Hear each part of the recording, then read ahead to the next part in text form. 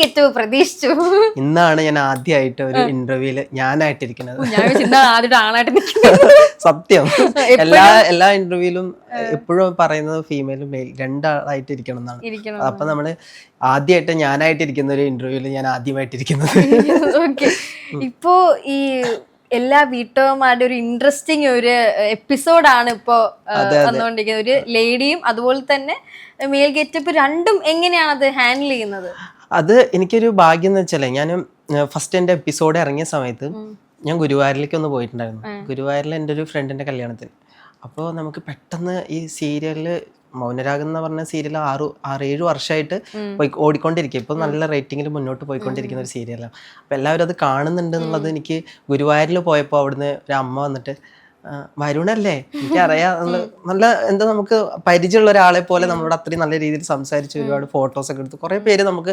അതുപോലെ നമ്മളിപ്പോൾ റെയിൽവേ സ്റ്റേഷനിൽ നിൽക്കുകയാണെങ്കിലും, നമ്മുടെ ഷൂട്ട് കഴിഞ്ഞിട്ട് പോവുകയാണെങ്കിലും, അതുപോലെ ബസ് സ്റ്റാൻഡിൽ ഷൂട്ട് കഴിഞ്ഞിട്ട് പോവുകയാണെങ്കിലും, അല്ലെങ്കിൽ നമ്മുടെ നാട്ടിൽ തന്നെ പോവുകയാണെങ്കിൽ തന്നെ എല്ലാവരും നമ്മളെ മനസ്സിലാക്കുന്നുണ്ട്, അറിയുന്നുണ്ട് എന്ന് പറയുമ്പോൾ വലിയൊരു സന്തോഷം. കാരണം ഏഷ്യാനെറ്റ് പോലുള്ള വലിയൊരു ചാനലിൽ നിന്നാണ് നമുക്ക് ഇങ്ങനെ ഒരു ഓപ്പർച്യൂണിറ്റി കിട്ടിയിരിക്കുന്നത്. അപ്പോൾ നല്ല രീതിയിൽ തന്നെ അത് എനിക്ക് ഒരു യൂസ് ആയിട്ടുണ്ട് എന്നുള്ളതാണ്. ഇതിലിപ്പോ എങ്ങനെയാണ് ഈ സീരിയലോട്ട് വന്നത്? കാരണം എന്ന് വെച്ചാൽ ഇപ്പം പെട്ടെന്ന് കയറി വന്നതാണ്. അതും നമ്മൾ ഈ ഇൻഫ്ലുവൻസേഴ്സിനൊക്കെ നോക്കും, പെട്ടെന്ന് റീല് ചെയ്ത് ഫേമസ് ആയിട്ട് അതേ ഗെറ്റപ്പിൽ തന്നെ സീരിയലിൽ വന്നതാണ്. അപ്പൊ ഇത് എങ്ങനെയാണ് അതിന്റെ ഒരു പ്രോസസ്സ്? അത് പറഞ്ഞ കാര്യം, ഞാൻ ഒരുപാട് കഷ്ടപ്പെട്ടിട്ടുണ്ട് ഒരു സീരിയൽ എന്നല്ല, ഈ ഒരു മേഖലയിൽ. നമുക്കിപ്പോൾ പോസിറ്റീവ് ഉള്ള ആളുകളുണ്ടാവും, നെഗറ്റീവ് ഉള്ളതാണ്. പിന്നെ എന്താ പറയുക, പൊതുജനം പല വിധം എന്നാണല്ലോ, പല വിധത്തിലുള്ള ആളുകളും നമ്മൾ ഒരു സോഷ്യൽ മീഡിയയിൽ ഉണ്ടാവും. പക്ഷേ എനിക്ക് കൂടുതലും സപ്പോർട്ടീവായിട്ടുള്ള ആളുകളാണ് അധികം ഉണ്ടായിട്ടുള്ളത്. നമുക്കൊരു നെഗറ്റീവിലേക്ക് ഞാൻ ഇതുവരെയായിട്ട് അങ്ങനെ പോയിട്ടില്ല. പോസിറ്റീവായിട്ടുള്ള സംഭവങ്ങൾ തന്നെയാണ് വന്നിട്ടുള്ളൂ. ഞാൻ എപ്പോഴും ഞാനൊരു ക്യാരക്ടർ ചെയ്യണമെങ്കിൽ ആ ക്യാരക്ടർ പെർഫെക്റ്റ് ആക്കാൻ വേണ്ടി ശ്രമിക്കാറുണ്ട്. ഇപ്പോൾ മെയിലിൻ്റെ സീൻ ചെയ്യണമെങ്കിലും അതും എനിക്ക് കഴിയുന്നിടത്തോളം നല്ല രീതിയിൽ ചെയ്യണമെന്നുണ്ട്. അതുപോലെ ഫീമെയിൽ ചെയ്യണമെങ്കിലും നല്ല രീതിയിൽ തന്നെ ചെയ്യണമെന്ന് എനിക്കൊരു ഇതുണ്ട്. അതുകൊണ്ട് തന്നെ എല്ലാവരും സപ്പോർട്ട് എനിക്ക് നന്നായിട്ട് ഉണ്ടായിട്ടുണ്ട്. ആ ഒരു സപ്പോർട്ടിലാണ് സത്യം പറഞ്ഞാൽ എനിക്ക് ഈ ഒരു ഓപ്പർച്യൂണിറ്റി കിട്ടിയത്. ഇപ്പോൾ മെയിലും ഫീമെയിലും ചെയ്യുകയാണെങ്കിൽ തന്നെ അത്യാവശ്യം നല്ല മില്യൺസ്, വീഡിയോയിനൊക്കെ നല്ല മില്യൺസ് പോയിട്ടുള്ളതുണ്ട്. അപ്പോൾ അതൊക്കെ നമുക്കൊരു സപ്പോർട്ട്, ഇതൊക്കെ ആളുകളുടെ പ്രേക്ഷകരുടെ സപ്പോർട്ട് കൊണ്ട് മാത്രമാണ് എനിക്ക് ഈ ഒരു സീരിയൽ എന്നുള്ള മേഖലയിലേക്ക് കിട്ടിയിട്ടുള്ളത്. പിന്നെ സീരിയൽ എന്ന് പറയുന്നത് സിനിമ പോലെ ഒന്നല്ല, അല്ലെങ്കിൽ നമ്മളൊരു റീൽസ് ചെയ്യുന്ന പോലെയല്ല. നമുക്ക് അത്രയും ഡയലോഗ് അത്രയും പെർഫെക്റ്റ് ആയിട്ട്, അത് നമ്മളെ സാധാ ഡയലോഗൊന്നല്ല, നമുക്ക് അക്ഷരസ്ഫുടതയുള്ള ഡയലോഗ്സ് ഒക്കെ ആയിരിക്കും.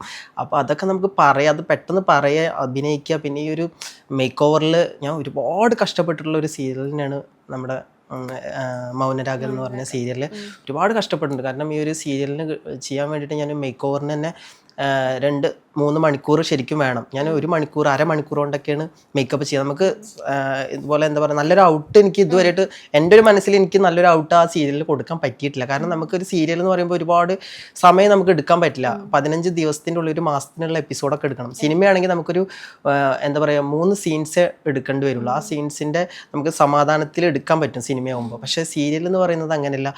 ഞാനിപ്പോൾ രാവിലെ മേക്കപ്പ് ചെയ്ത് കഴിഞ്ഞാൽ ചിലപ്പോൾ കുറച്ചൊരു ചെറിയൊരു എൻ്റെ ഒരു ഷൂട്ട് കഴിഞ്ഞ് കഴിഞ്ഞാൽ പിന്നെ ഉള്ളത് വൈകിട്ടായിരിക്കും. അപ്പോൾ ആ മേക്കപ്പിൽ ഞാൻ അങ്ങനെ ഇരിക്കേണ്ട അവസ്ഥയാണ്. അതുപോലെ ആ മേക്കപ്പിൽ തന്നെ അത്രയും ചൂടത്ത് അതൊക്കെ ഉരുകിയിട്ടും കൈയൊക്കെ കറുത്ത് എന്താ പറയുക, മേക്കപ്പൊക്കെ ഇട്ടിട്ടുണ്ട് ഒക്കെ ഇളകി പോകുന്ന സമയം ഇതൊക്കെ ഉണ്ടായിട്ടുണ്ട് എനിക്ക് ആ സീനിൽ.